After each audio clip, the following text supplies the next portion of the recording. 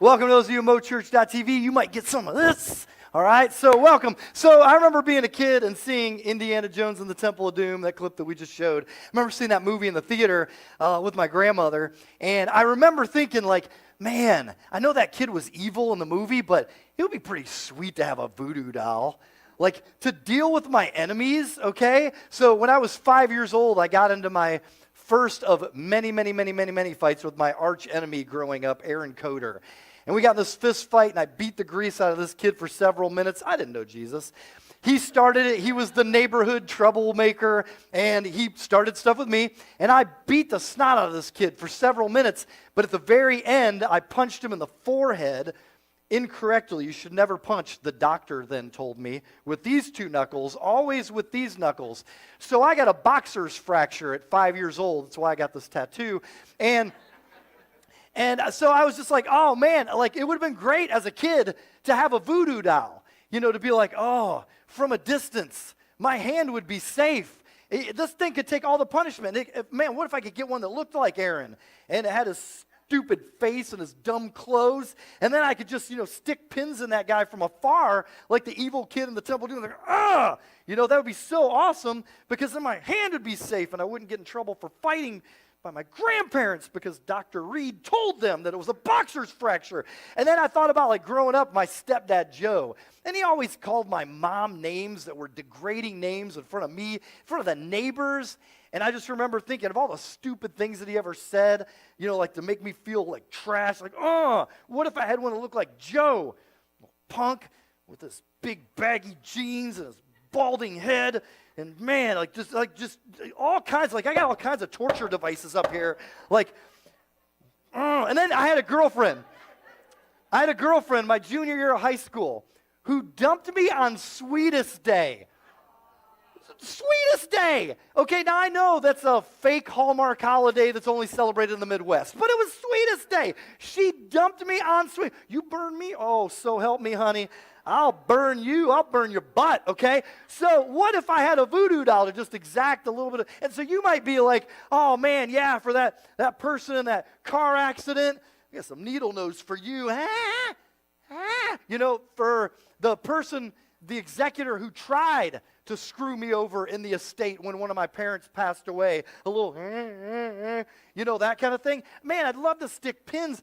That punk kid who messes with my grandson at his school, oh, I got something for him.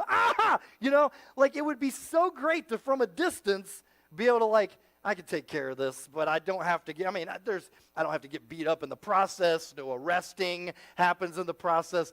Just voodoo doll that sucker. And really, merchandisers have gotten involved in this, obviously.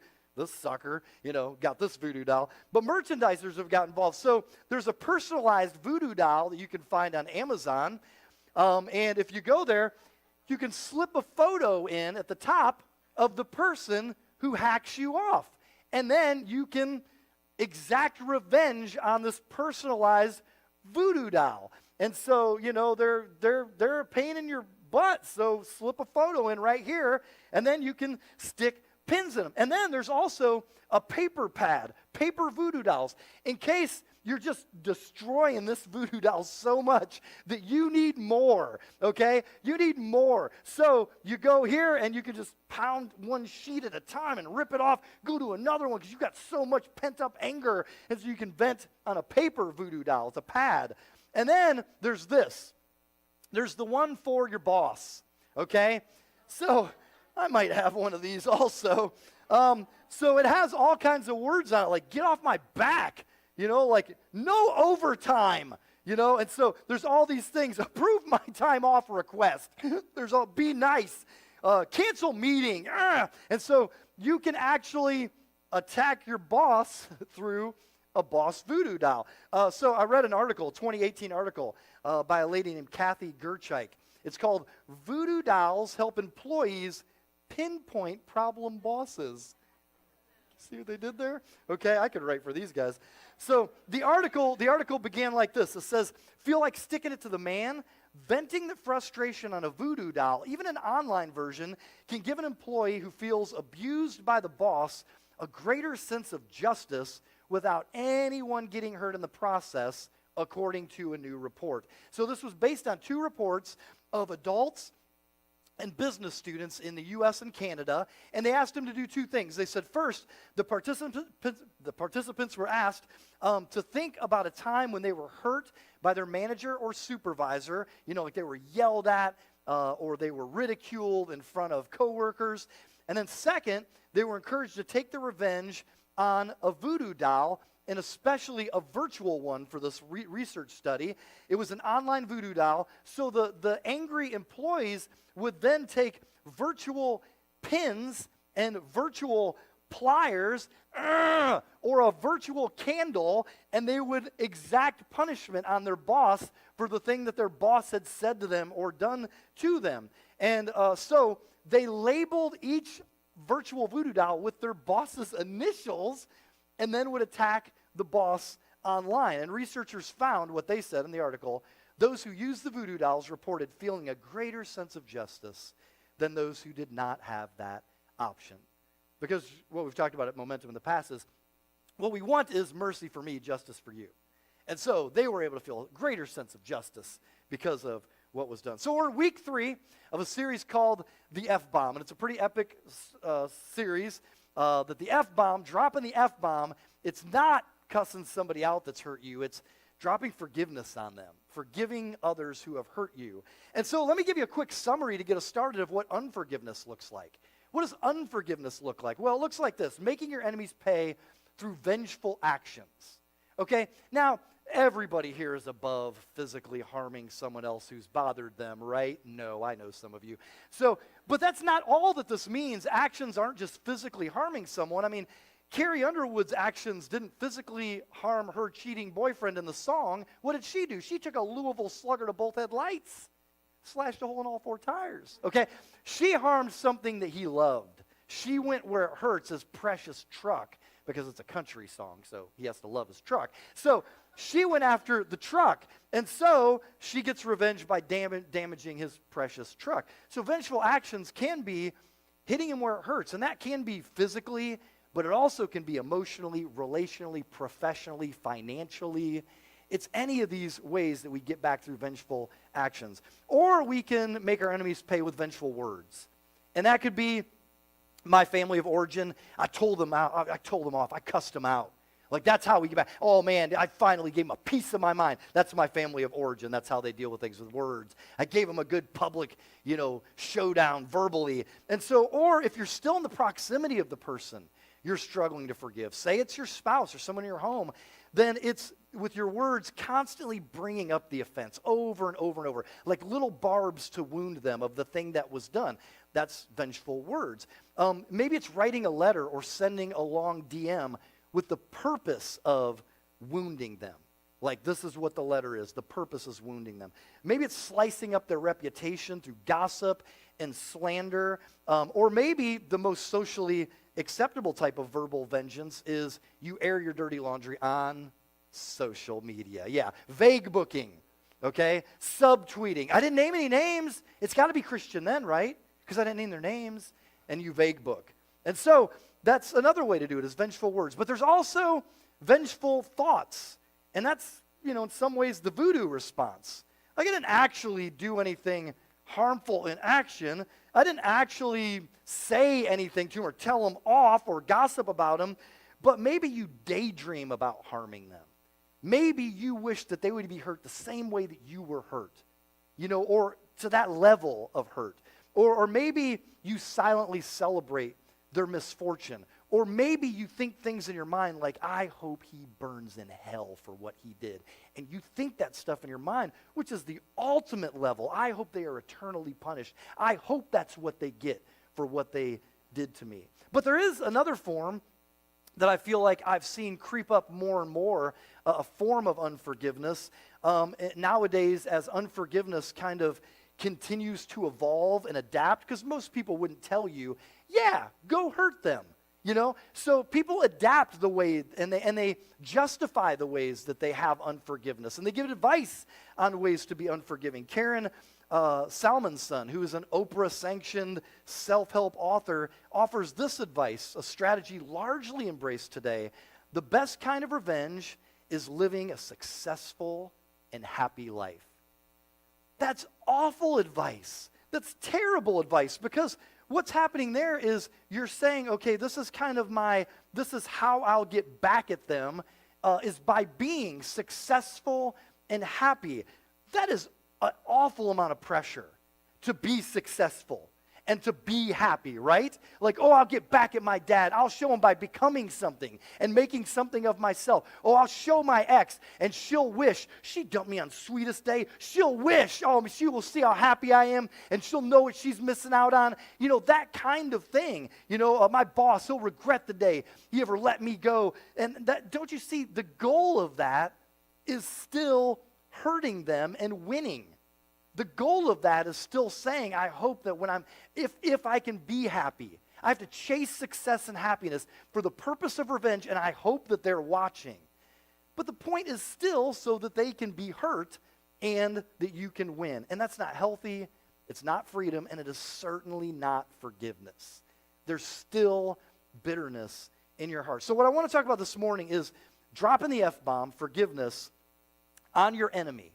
Dropping the F-bomb instead of doing that voodoo that you do, which is with my words, with my actions, and with my thoughts. Or, by the way, I try to be happy and successful to make them wish they still had me. Whatever it is, instead, I'm going to drop the F-bomb on them. So turn to Romans chapter 12.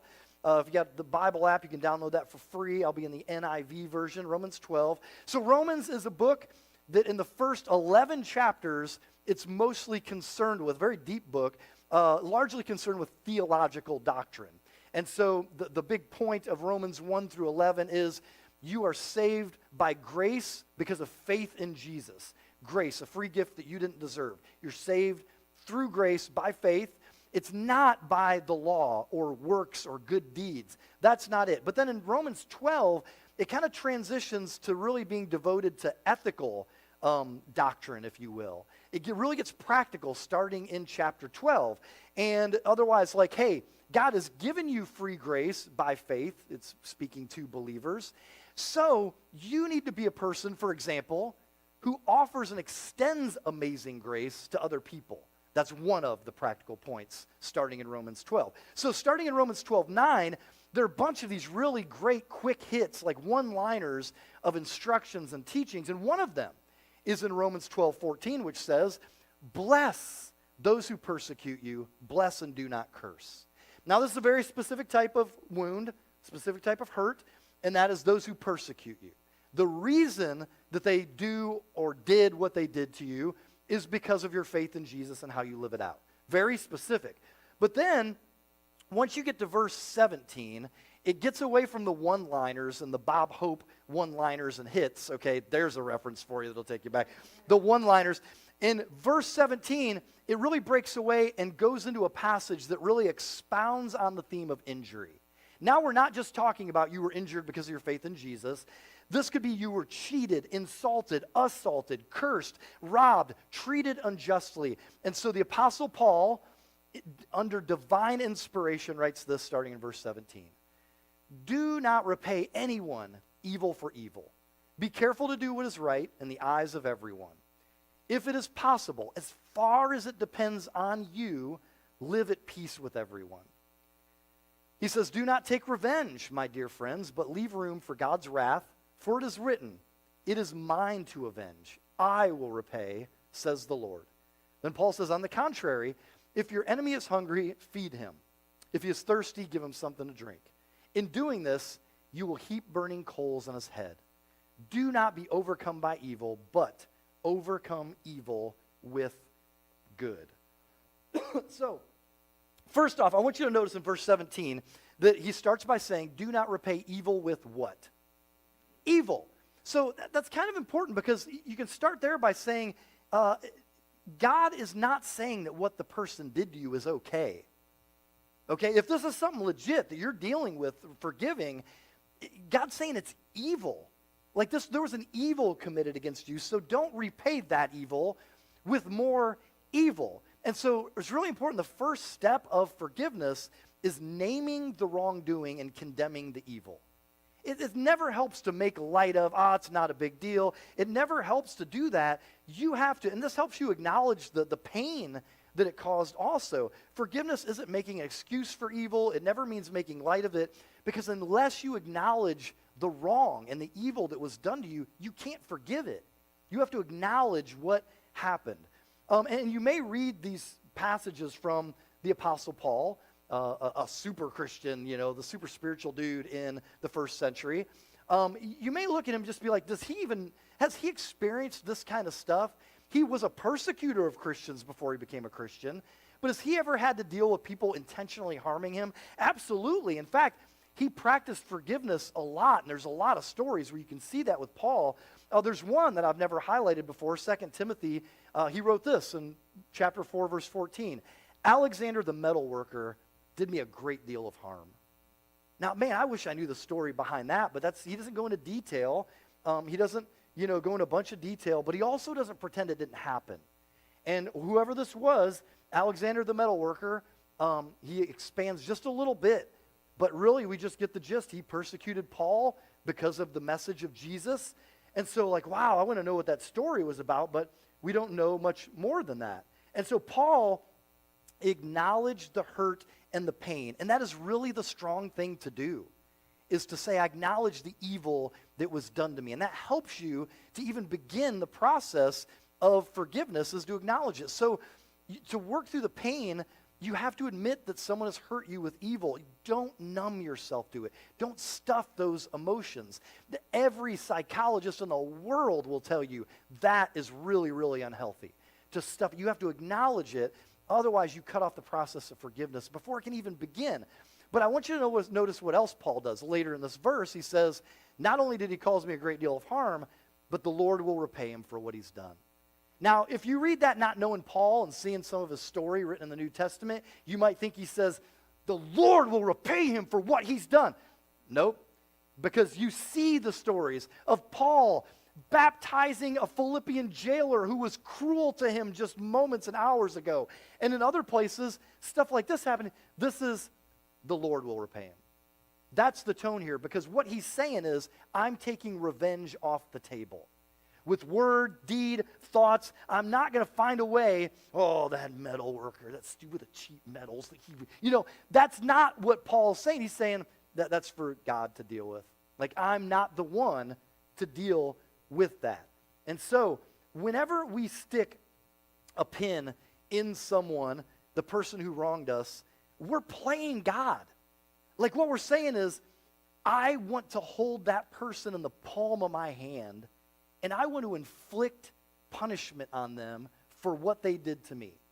This is really a role of playing God. I want to take this little person, and I just want to crush them, or I want to poke them. I want to do whatever I can to exact some punishment. And so whenever that happens, we're playing God, and we're saying, God, you're not credible enough to be trusted with this. You're not credible enough to do, for instance, what Paul said, to say, I'm going to let God deal with that. You're not credible enough. You're not credible enough. You can't be trusted to handle them and heal me. You can't be trusted with that, God. And so I'll take care of this, and I'll make sure that it's done right. And so we get to work, just whatever we can to inflict punishment, whether it's in our thoughts, words, or deeds. And so in Romans 12, what I want to be really clear about is it's not saying that vengeance is wrong. It's not saying that retributive justice is wrong. It's saying personal vengeance is wrong. Paul says, that's not for me to deal with. He caused me a great deal of harm, but I release him to God. God's job is to do that. So whenever we stick a pin in a person who wronged us, we're playing God, and vengeance is God's job. That's not our job. We're terrible judges. We are terrible judges. So we leave vengeance to God to deal with that. It's not our job.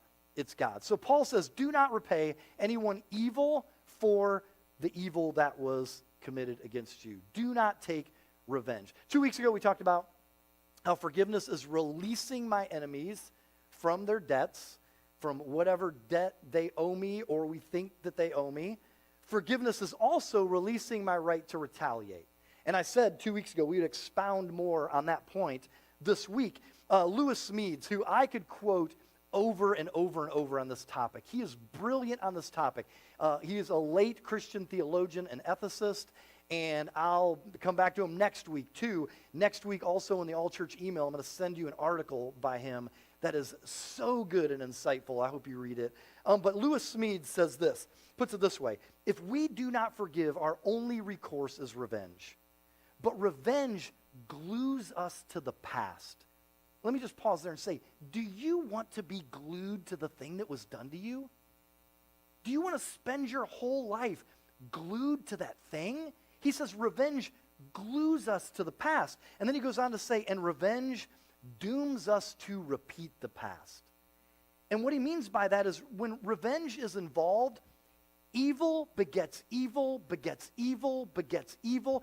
It just becomes this chain of events. Like someone stuck pins in me, then by golly, I will stick a pin in them, and they will feel, because nobody does that. Do you know who I am? I don't take stuff like this. I'm stronger than that. And so evil begets evil, begets evil. And so we just multiply the wrong that was committed against us. And so even when we say, like that article said, oh, it's harmless because no boss is hurt in this transaction. It's a virtual voodoo. You know the harm that is, begotten by sticking a virtual pin in a virtual boss is it hardens your heart. You continue to live with this bitterness and this anger, and you might control your words and your actions like a good religious person. But in your heart, you're still angry and bitter at your boss, and so evil begets evil, and it spreads even into hardening your heart. So evil begets evil, begets evil. Hate creates a ripple effect that can only be stopped by love. That is the only thing that can stop this chain of events is love. And so Smedes continues. He says this: revenge never evens the score. For alienated people never keep score of wrongs by the same mathematics. Isn't that true?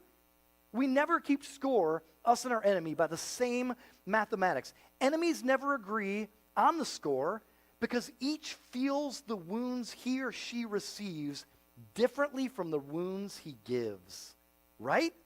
So what happened to me hurts more than the little thing that I did to them. The thing I did to them, come on, get over that, but what you did to me. He said, we never keep score by the same mathematics. He says, forgiveness takes us off the escalator of revenge so that both of us can stop the chain of incremented wrongs. And so the only thing that can break that chain of event is love. And that's why Paul says in verse 20, on the contrary, instead of taking revenge, if your enemy is hungry, feed him. If he's thirsty, give him something to drink. In doing this, you will heap burning coals on his head. What that means, this is not the motive for kindness to your enemy. This is the result of kindness to your enemy. It's that burning sense of shame and contrite that comes from, I just continued to escalate. I wounded, and my enemy loved me. My enemy was kind to me in return. And what that's saying is, again, not the motive that they would be hurt by your kindness to them. It's the natural result that they might look at your kindness and say, I repent. Or they might be pointed to Jesus by the kindness that interrupted the chain of evil. And then it comes down to do not be overcome by evil, but overcome evil with good. And really what that's just saying is, instead respond, don't let evil win, and don't give into the temptation to retaliate in your actions, words, thoughts, but instead respond with acts of unconditional love. And so the late Lewis Smedes, who I said in a totally different source, he told a story about when he was a professor in SoCal. And he said he had a young woman who attended one of his classes who, it sounds awkward at first, but he said he couldn't help but notice two things about her. One, she was extremely attractive. And number two, she was very disabled, very noticeably disabled. And he said one time they got in a conversation after class and they started talking, and she told him her story. And her story was that she was an actress in Beverly Hills. She was the wife of a star. But one day she was in a car accident, with a hit-and-run driver, and she said she almost died, but she recovered, but not without some disabilities. And so 2 weeks after she returned home, her star husband left her. Apparently, it was inconvenient to him to have someone now that needed to be taken care of at home who had a disability, or several disabilities. And so now it was about 5 years later, they're talking in Lewis Smead's class, Dr. Smead's class, and Smeads asked her, "Have you forgiven him?" And she said, "I think I have." And he said, "Why do you think you have?" And she said, "I find myself wishing him well.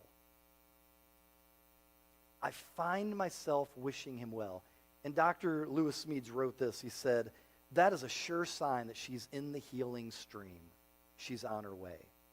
That is a huge, huge point in this whole forgiveness thing. Is, I looked a couple weeks ago. It's kept coming to my mind, like, man, there's so many different cool verses that are hard sayings of Jesus or his followers. And I wanted to go back and just kind of do a survey of what those were. So I wrote them down, and I was like, wow, these are pretty stark. They're not all of them in the Bible, but they're the ones that most stood out to me. And I wrote them down, and they include things like love, pray for, bless, give them food, give them water. And this stands in the face of everything that the world will tell you about how to deal with your enemies. Virtually find a way to stick it to them. Find some way with your happiness and your success. No, love them, pray for them, bless them, give to them, sacrifice something for them, show kindness to. It just goes on how Jesus and his followers after him say to treat our enemies. And here's why the teachings of Jesus and his followers after him, it's so ingenious. This is it. It's because here's the thing. Forgiveness needs a goal, doesn't it? Like throughout the series, there's going to be has been and are and will be all kinds of action steps. You'll go through and you'll make notes. There's so many action steps depending on who I am, how I was hurt, what my situation is. Is that person dead and gone? Do I live with the person? All these different action steps of what I could do to take a step toward forgiveness. But the point is, the end goal is, I have to get to a place where I can pray for my enemy by name, I can ask God to bless them, and I can wish them well. Forgiveness needs a goal, and that is the goal. And as soon as you get to the point where you can start doing that, as Lewis Smead said, you're in the healing stream. You're on the way. It might not feel like it yet, but you're beginning. And the thing I love about that is, the truth is you can begin the act of forgiveness even when you feel angry still. Even when you're still hurt, you can still take steps toward that and say, okay, I can forgive them. Because there's so many people, and this is legit. What was done to you was evil. Some of you have had things you've been through that I just can't even fathom, and I'll end up all glassy-eyed and in tears if I have to picture the story of what you went through as a kid or in your marriage or in your workplace or because of the color of your skin or whatever. And so you might say, man, I can't forgive. I'm still angry. But in some facets of life, right actions precede right feelings. Right actions precede right feelings, and forgiveness is granted before it's felt. And so that means you can still be angry and say, but I'm going to choose to forgive. Even though I'm so mad at what my father did to me, even though I'm so mad at what my stepmom did to me, you can still say, but I'm going to choose to forgive. And eventually, through right actions, right feelings will follow. It's so profound. It's so counterintuitive because dropping the F-bomb is something that you do before you feel it. Often. There's some people that can just forgive instantaneously, but they're pretty rare. And so, here's the deal. If you don't do it, you'll never feel it. And if you wait until you feel it, you'll never do it. That's how it works. And so Jesus says, love your enemies. Pray for those who persecute you. Be kind. Paul says, do something kind for your enemy. And you can't wait until you feel it. You have to start with an action because the goal is to get to the point where I can pray for them, for God to bless them and wish them well. Many of you probably know the story that on September 6th, 2018, off-duty Dallas police officer Amber Geiger entered the apartment of 26-year-old Botham Jean. and shot and fatally killed him. And so the apartment building that she entered into, the layout plans, were same, almost identical on each floor. So she walked into this apartment, and she thought it was her apartment, but she was on the wrong level. And so she thought she was on the 3rd floor, but she was actually on the 4th floor. She was actually directly above her apartment, and she was in Botham Jean's apartment. And so most of you know the story that Geiger found the door slightly ajar, found Botham in there eating ice cream, and had a gun on her as an off-duty officer. And she thought he was an intruder in her apartment, so she opened fire on him and killed him in his own apartment. But in the courtroom after the trial, after she was sentenced to murder, convicted of murder and sentenced to 10 years in prison, Botham Jean's brother, Brant, spoke to Geiger from the stand. How many of you saw this? Anybody see this clip of this? Man, it is so powerful. So Botham Jean's brother, Brant, takes the stand after the sentencing, and he looks at her and he says, I forgive you. He said, I love you just like anyone else. I'm not going to say that I hope you rot and die just like my brother did. But personally, I want the best for you, he said, because that's exactly what Botham would want. I think giving your life to Christ would be the best thing Botham would want you to do. Again, I love you. I don't wish anything bad on you. That is the definition of forgiveness. Whether he's one of those really gifted people who are like, man, I can forgive right now, or maybe he didn't feel it yet, but he was like, I've got to do this. I can't just harbor this bitterness and anger in my heart the rest of my life for the fact that I don't have a brother anymore. And when he looked at the judge after that, and he said, I don't know if this is possible, but can I hug her? And there was no response for a few seconds, and he said, please? And finally, he was granted permission, and he got up and he walked from the stand, and she about ran to him, and they hugged for almost a minute. And there was wailing in the courtroom, and if you want a good cry, just go look this up on YouTube. It is unbelievable. And he articulates everything that the goal of forgiveness is. Does that mean he's totally done? No, he might need to stay in that stream, and we'll talk more about this next week. He might find times where anger starts to rise up and take a grip, and he has to get back to praying for her and wishing her well and asking God to bless her and speaking her name. But man, that is what it looks like for a follower of Jesus. If the person's not a follower of Jesus, I got nothing to say. But if you're a follower of Jesus, Jesus says, love your enemies, pray for those who persecute you. And so that's what we do. That's how we drop the F-bomb on someone who has hurt us or stolen from us or owes us a debt, a brother. Forgiveness, man, it's really hard.